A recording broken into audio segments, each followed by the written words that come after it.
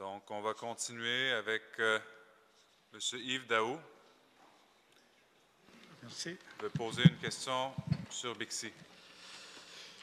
Bonsoir à tous.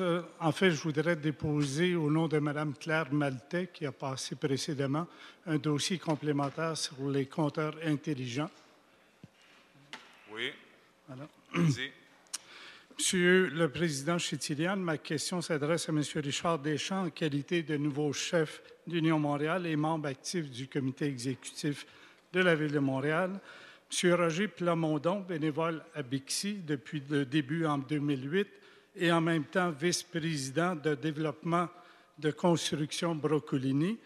Comme par hasard, Bixi a un bail de 10 ans dans les locaux de Brocolini Construction sur la 32e avenue à la Chine.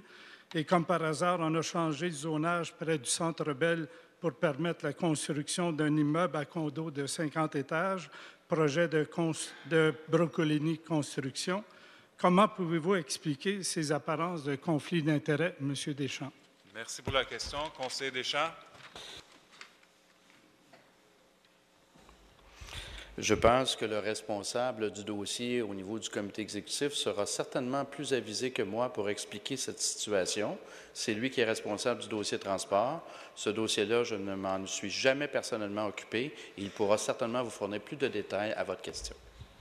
On va le faire lors de la question complémentaire. Allez-y, posez votre question complémentaire. Est-ce à dire que quand il y a des motions qui sont adoptées au comité exécutif, vous ne vous morfondez pas à savoir le fond du dossier? Je vous remercie. Monsieur Deschamps, comment pouvez-vous expliquer le départ Question, discret? Monsieur le Président? Non, c'était un commentaire. Ah, c'est un commentaire, d'accord, parce que je pensais qu'il y avait un point d'interrogation. Non, je n'avais pas mis le point encore.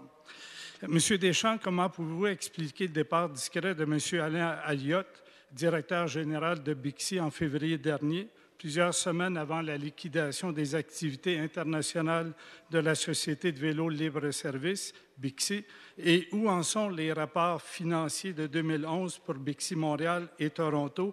Et pour terminer, votre commentaire que vous avez fait avec mon concitoyen, M. Tremblay, à savoir la qualité du journal L'Accent, vous dites que les citoyens qui ne viennent pas au conseil d'arrondissement aiment l'Accent. Mais il faudrait peut-être qu'ils viennent à la source pour constater la pauvre information sélective de l'Accent. D'accord. Je vous remercie. Conseiller Ménard, pour répondre à votre question. Oui, M. Daou, je vous invite à une certaine prudence, vous qui n'en avez pas été dépourvu par le passé. Il y a 3 éléments très importants qu'il faut distinguer.